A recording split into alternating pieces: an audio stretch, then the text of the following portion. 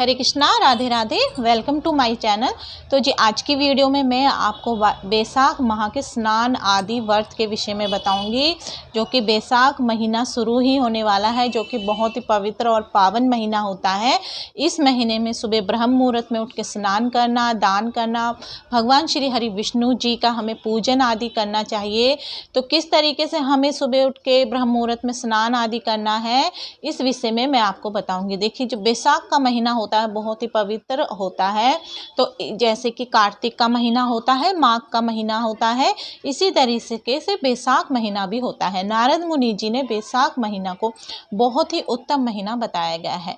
जिस तरीके से कार्तिक महीने का अपना महत्व होता है, कार्तिक महीने में भी हमें स्नान आदि करते हैं, हम सुबह उठ के दीपदान आदि करते हैं। परंतु कार्तिक के महीने में क्या होता है, अक्टूबर का महीना होता है, ठंड होती है, तो उस महीने में स्नान आदि करने में हमें थोड़ी सी दिक्कत होती है। तो इसी तरीके से माघ का महीना होता है, जो माघ के महीने में भी बहुत ही ज़्यादा ठंड होती है। वो जनवरी के महीने में माघ का महीना आता है, तो माघ के महीने में भी बहुत ज़्यादा ठंड होती है, उसमें भी हमें स्नान आदि करने में परेशानी तो होती है। तो इसी तरीके से बैसाख का जो महीना होता है, इस दिन गर्मी रहती है इस महीने में, तो हमें सुबह उठ के जल्दी उठ के स्नान आदि करने में कोई भी दिक्कत नहीं होगी। तो बैसाख का महीना हर किसी को करना चाहिए। इसमें स्नान करना, व्रत करना आदि बहुत ही पुण्यदायक होता है। और ये जो महीना होता है बैसाख का महीना, आपकी सभी मनोकामना को पूर्ण करने वाला होता है, अक्षय फल की प्राप्ति देने वाला होता है। हजार अश्वमेघ की यज्ञ की फल की प्राप्ति मिलती है आपको, अगर आप बैसाख के महीने में स्नान करते हो या व्रत करते हो या इसके नियमों का पालन करते हो। तो हमें बैसाख के महीने में कैसे व्रत के नियमों का पालन करना है, ब्रह्म मुहूर्त में हमें कैसे उठना है। तो देखिए, जो बैसाख का महीना बहुत ही पवित्र और पावन होता है, तो इसलिए हमें सुबह ब्रह्म मुहूर्त में उठ के स्नान आदि करना है। फिर उसमें आपको सूर्य की पहली किरण को अर्घ्य देना भी जरूरी होता है। सूर्य की पहली किरण को अर्घ्य देना बहुत ही पुण्यदायक होता है। आपको इसमें कम से कम हजार अश्वमेघ के फलों की प्राप्ति होती है। सूर्य देव को आपको जल तांबे के पात्र में देने हैं, तांबे के लोटे में देना है। उसमें आपको लाल कुमकुम, अक्षत, लाल रंग का फूल आदि चढ़ा के सूर्य देव को आपको जल अर्पण करना है। फिर सूर्य देव, जैसे कि आप ब्रह्म मुहूर्त में स्नान करेंगे, जब तक सूर्य देव नहीं निकलते हैं तब तक आप क्या कर सकते हैं, या तो भगवान आपके घर में सेवित विग्रह हैं, लड्डू गोपाल जी हैं, तो आप उनको उठाकर इतने स्नान आदि करा सकते हैं। नहीं तो आप माला कर सकते हैं।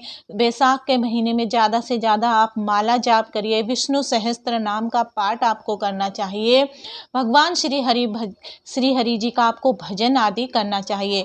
बैसाख के महीने में ज़्यादा से ज़्यादा जल दान करने का बहुत ही महत्व होता है, क्योंकि इस महीने गर्मी होती है, तो आपको जल दान बहुत ही ज़्यादा करना चाहिए।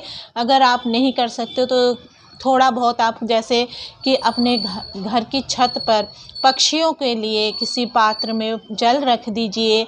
अपने पूर्वजों के नाम का प्याऊ खुलवा दीजिए, प्याऊ लगवा दीजिए, जिससे कि आपको भी अच्छा पुण्य फल मिलेगा और आपके पूर्वजों की भी तृप्ति होगी।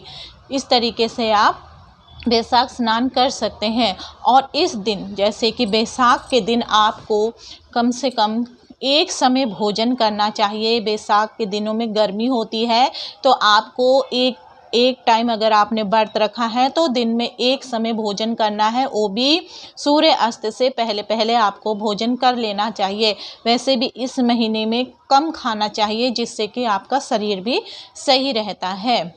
फिर इसके बाद आपको पूजा अर्चना किस तरीके से करनी है, सुबह आपको जितना हो सके माला जाप करिए, विष्णु सहस्त्र नाम का पाठ आपको करना है। ज़्यादा से ज़्यादा आपको जल दान का ही दान करना चाहिए। और जहाँ तक हो सके आपको इस बात का भी ध्यान रखना चाहिए कि अगर आपने बैसाख के महीने में व्रत नहीं रखा तो कोई बात नहीं, ज़रूरी नहीं है कि आपको व्रत भी रखना है। आप या तो सुबह उठ के ब्रह्म मुहूर्त में नहाने का नियम ले लीजिए, नहीं तो आप व्रत कर लीजिए। नहीं तो जैसे कि इस महीने में जैसे एकादशी आती है, पूर्णिमा आती है, आप इन दिनों भी उठ के स्नान आदि कर सकते हैं। तो जी बैसाख का महीना भी आप ऐसे मत जाने दीजिए। और जब बैसाख का महीना, जैसे कई लोग चैत्र पूर्णिमा आ रही है तो 6 अप्रैल को, तो उस दिन हनुमान जयंती भी है। तो हनुमान जयंती है, उसी दिन से आप स्नान आदि शुरू कर दीजिए, उससे आपको हनुमान जी की भी कृपा प्राप्त होएगी। कई लोग क्या करते हैं, जैसे पूर्णिमा के अगले दिन से स्नान शुरू करते हैं, ऐसा करना सही नहीं होता है। तो आप पूर्णिमा के दिन से ही शुरू कीजिए और फिर आपको आगे जैसे आगे पूर्णिमा आएगी, उस पूर्णिमा में ही आपको अपना व्रत का समापन करना है। तो इस तरीके से आपको बैसाख के महीने में भगवान भोलेनाथ का भी पूजन आदि करना है, ब्रह्मा जी की भी पूजा आदि करनी है, भगवान के शिवलिंग में भी आपको पूजन करना है। रोज़ मंदिर में भी जाओ, आपको शिवलिंग में भी जल चढ़ाना है। और जैसे तीर्थ स्थान में जाकर आपको गंगा स्नान आदि करने का भी बहुत ही ज़्यादा महत्व होता है। किसी भी तीर्थ स्थान में जाकर आप स्नान आदि कर सकते हैं।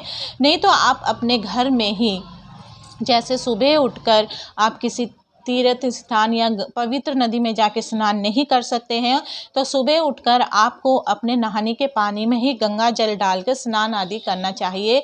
नहीं तो किसी भी पवित्र नदी का नाम जैसे हर हर गंगे बोलते हैं, हम बोलकर आपको स्नान आदि करना चाहिए। और स्नान करते समय बिल्कुल भी आपको निर्वस्त्र होकर स्नान नहीं करना चाहिए। अपने शरीर पे या तो आप कोई चुन्नी लपेट के स्नान कीजिए, नहीं तो आप कुछ भी पहनकर स्नान आदि करना चाहिए। बिल्कुल निर्वस्त्र होकर आप स्नान नहीं करिए, इससे आपके पूर्वजों को तृप्ति नहीं मिलती है। तो जी, ये था बैसाख महीने के कुछ नियम जो मैंने आपको बताए हैं। तो बैसाख का महीना बहुत ही पवित्र और माना जाता है, तो इस महीने को आप खाली मत जाने दीजिए। इस महीने आप कुछ ना कुछ नियम जरूर कीजिए, क्योंकि इस महीने में नियम करना कोई भी कठिन नहीं है। क्योंकि इस महीने में गर्मी होती है, सुबह उठ के आप स्नान आदि भी कर सकते हैं। तो आप व्रत का भी नियम ले सकते हैं और आप ब्रह्म मुहूर्त में उठकर भी नहाने का आप नियम ले सकते हैं। तो जी, आज की वीडियो में बस इतना ही। हरे कृष्णा, राधे राधे।